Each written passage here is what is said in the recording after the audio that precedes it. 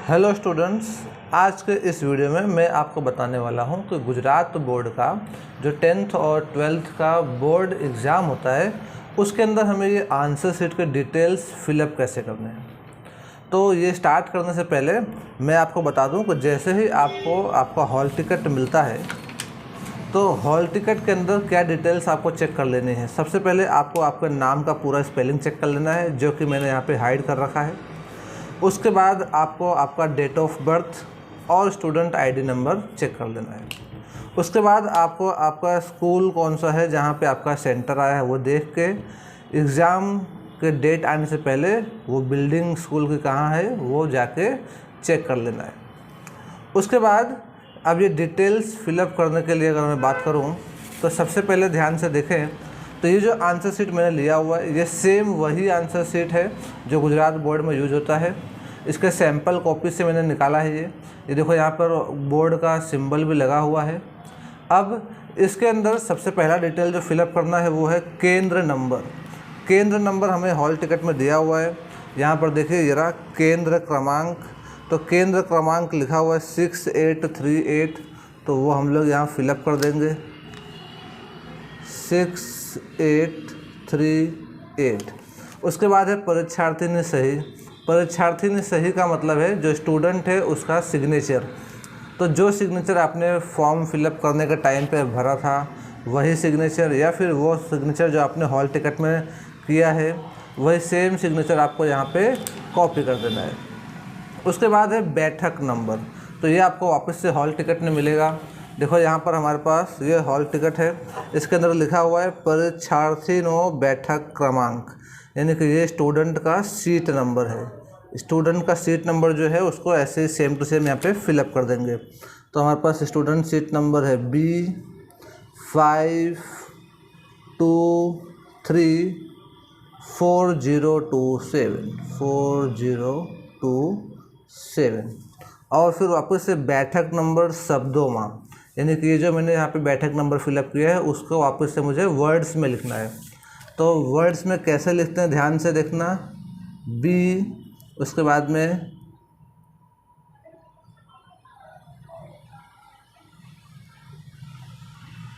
Five, फिर 2, 3, 4, 0, 2, 7। इस तरह से हमें ये बैठक नंबर शब्दों में लिखना है।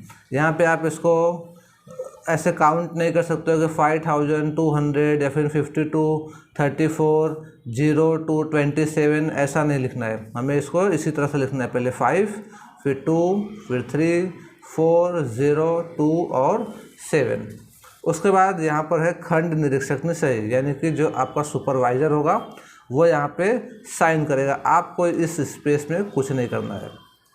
उसके बाद आता है विषय अन्य कोड नंबर। तो विषय अन्य कोड नंबर जिस डेट का आपका एग्ज़ाम होगा, मान लीजिए आपका एग्ज़ाम है ये 11 साइंस का, तो आप क्या लिखोगे यहाँ पे विषय लिखोगे आप साइंस SCIENCE, और उसके बाद उसका जो कोड नंबर है 11, तो विषय अन्य कोड नंबर। परीक्षा ने तारीख, तो डेट ऑफ एग्ज़ाम यहाँ पर दिया हुआ 4 अप्रैल 2022, तो उसको हम लोग एज इट इज़ कॉपी कर देंगे 4 अप्रैल 2022। उसके बाद में जवाबनी भाषा, जो आपका मीडियम है, तो मीडियम अगर आप इंग्लिश मीडियम के हैं तो यहाँ पे आ जाएगा इंग्लिश, अगर आप हिंदी मीडियम के हैं तो यहाँ पे आएगा हिंदी, और गुजराती मीडियम के हैं तो यहाँ पे आ जाएगा गुजराती।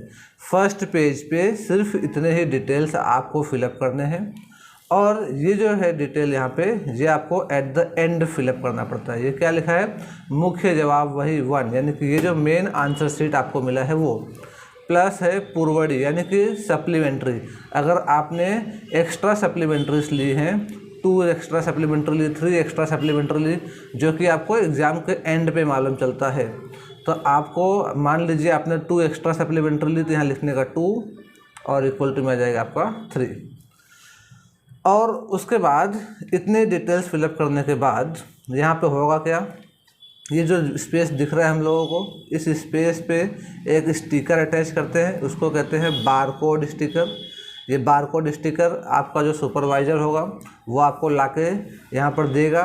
बारकोड स्टिकर यहाँ पे चिपकाने से पहले आपको कुछ चीज़ों को वेरीफाई कर लेना है।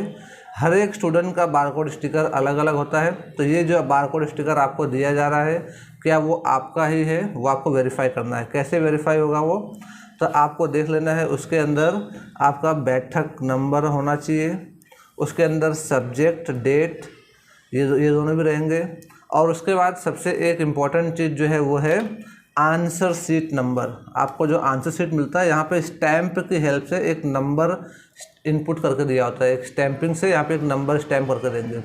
जो इस आंसर शीट पे नंबर लिखा हुआ और जो इस बारकोड स्टिकर पे नंबर लिखा हुआ आंसर शीट नंबर वो सेम होना चाहिए, तो यहाँ पर स्टिक कर देंगे।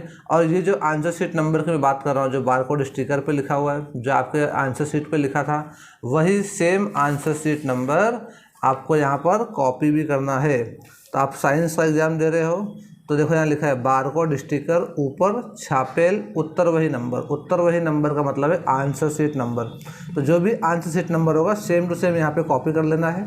और यहाँ पे कॉपी करने के बाद आपका सुपरवाइज़र का यहाँ पे साइन आएगा, तो वह सुपरवाइज़र सबके हॉल टिकट में साइन तो करेगा ही, आपको वेरीफाई कर लेना है कि आपके हॉल टिकट में भी सुपरवाइज़र का साइन हो जाता है। तो आंसर शीट नंबर मैच कर लिया हमने, बैठक नंबर मैच किया, सब्जेक्ट और डेट, इतनी सारी चीज़ें इस बारकोड स्टिकर में हमें मैच करनी होती है। और उसके बाद एट द एंड जब एग्ज़ाम ख़त्म होने वाला होता है, देखो ये स्पेस दिया हुआ है, इस स्पेस के ऊपर यहाँ पे एक और स्टिकर आता है, उसको कहते हैं खाकी स्टिकर।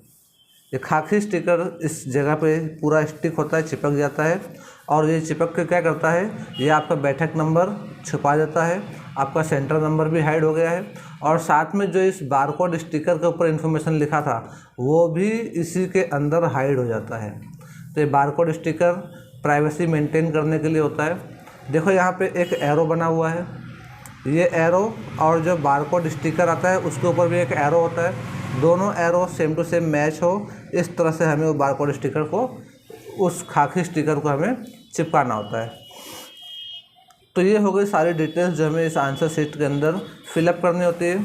और ये आपके आंसर शीट का फर्स्ट पेज है। उसके बाद जब मैं इसको टर्न करता हूँ तो जो सेकंड पेज आता है, देखो सेकंड पेज के अंदर कुछ इंस्ट्रक्शंस दिए हुए हैं। तो इन इंस्ट्रक्शंस को हम लोग ध्यान से देखें तो यहाँ पर सबसे पहले लिखा हुआ है हमारे पास कि जो बारकोड स्टिकर लगाया गया था उसके साथ कोई भी प्रकार का हमें मिस्चीवियस एक्टिविटी नहीं करना है, उसको टॉर्न, उस पर कोई स्क्रैचेस नहीं बनाने हैं, कुछ लिखना पढ़ना कुछ नहीं है। बारकोड स्टिकर को जैसा था वैसा का वैसा रहने देना, उसको कोई डिस्टर्बेंस नहीं होना चाहिए। दूसरा दिया हुआ है हमें जो बैठक नंबर लिखना है, सीट नंबर लिखना है, उसे किस तरह से फिलअप करना है वो बताया गया है। तो ये आपके आंसर शीट के अंदर दिया हुआ है। और आपको पहले जो ABCD जो भी हो, पहला लेटर, फिर बाद में नंबर्स, और इसको वर्ड्स में कैसे लिखना है वो भी बताया गया है। मैंने भी आपको एक्सप्लेन किया स्टार्टिंग में। देखो C लिखना है, फिर 2 4 5 9, इसको 24 59 ऐसा नहीं लिख सकते आप। 2 अलग से, 4 अलग से, 5 अलग से, और इस तरह से पूरे वर्ड्स को हमें यहाँ पे लिखना है। उसके बाद यहाँ पे दिया हुआ है कि जो स्टूडेंट है वो पूरे के पूरे आंसर शीट के अंदर कहीं पर भी अपनी ओळख यानी कि अपनी पहचान प्रेजेंट कर रहा है, ऐसा कोई सिंबल नहीं बनाना है। यानी कि आप पूरे आंसर शीट के अंदर आगे कहीं पे आपका नाम, कहीं पे आपका रोल नंबर नहीं लिख सकते हो, या ना ही कोई देवी देवता का नाम या कोई देवी देवता का निशान बना सकते हो। ऐसा करने से आप गैर कायदेसर हो जाओगे। दूसरा, हर एक बार हर एग्ज़ाम में आपका अटेंडेंस होता है, तो अटेंडेंस जब भी लेने आते हैं तो आपका वहाँ पे साइन करना पड़ता है आपको उनके अटेंडेंस शीट में। तो वहाँ जब आप साइन करते हो तो आपको क्या करना है, वहाँ पे चेक कर लेना है कि आपका बैठक नंबर होना चाहिए, यानी कि आपका सीट नंबर वहाँ पे मैच होना चाहिए, और साथ में ही आंसर शीट का नंबर भी मैच होना चाहिए। ठीक है, आंसर शीट का नंबर और आपका बैठक नंबर जहाँ पे मैच हो रहा हो, फिर वहीं पे आपको उसके आगे आपकी साइन करनी है। ये किस में करना है, ये जो हाजिरी रिपोर्ट होता है, यानी कि एक पेपर लेके आते हैं जो सुपरवाइज़र होते हैं वो, और वो आपसे साइन करवाते हैं उस पेपर में, वो आपका अटेंडेंस वाला पेपर होता है। तो वहाँ पे आपको आपका सीट नंबर, आपका आंसर सीट नंबर मैच करके साइन करना होता है।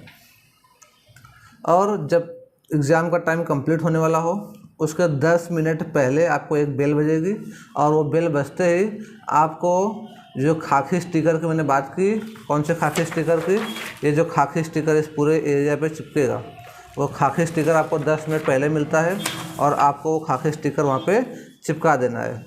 और उसके बाद पूरे आंसर शीट में आप सिर्फ वादड़ी रंग के बॉल पेन से ही लिख सकते हो। वादड़ी यानी कि ब्लू बॉल पेन को ही यूज करना है। अगर आपको कोई चीज़ अंडरलाइन करनी है या और कोई चीज़ को हेडलाइट बनाना है तो हर एक चीज़ के अंदर आपको ब्लू कलर की बॉल पेन को ही यूज करना है। दूसरे कोई भी रंग का उपयोग नहीं कर सकते हो, दूसरे कोई भी टाइप की बॉल पेन को आप यूज नहीं कर सकते हो। और हर एक पेज के दोनों साइड लिखना है हमको। इस साइड लिखा है, इसके पीछे भी लिखना है। आप ऐसा नहीं सोचोगे खाली मुझे एक साइड लिखना है।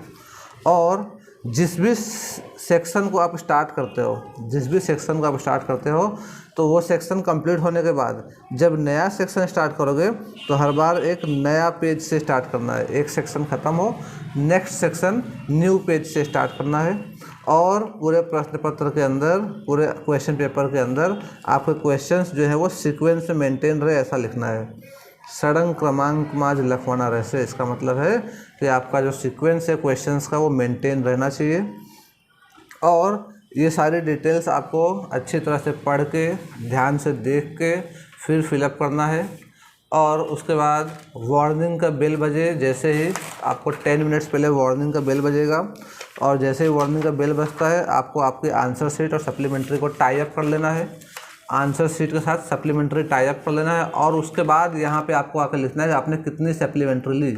आपने 2 सप्लीमेंट्रीज ली थी तो यहाँ पे 2 और इक्वल टू में 3 लिखना है। तो इस तरह से ये पूरा डिटेल्स मैंने आपको एक्सप्लेन कर दिया है। अगर आपको मेरा ये वीडियो अच्छा लगा तो अपने फ्रेंड्स के साथ ज़रूर शेयर करें, सो दैट वो भी इस जानकारियों को एग्ज़ाम में जाने से पहले ऑब्टेन कर सकें।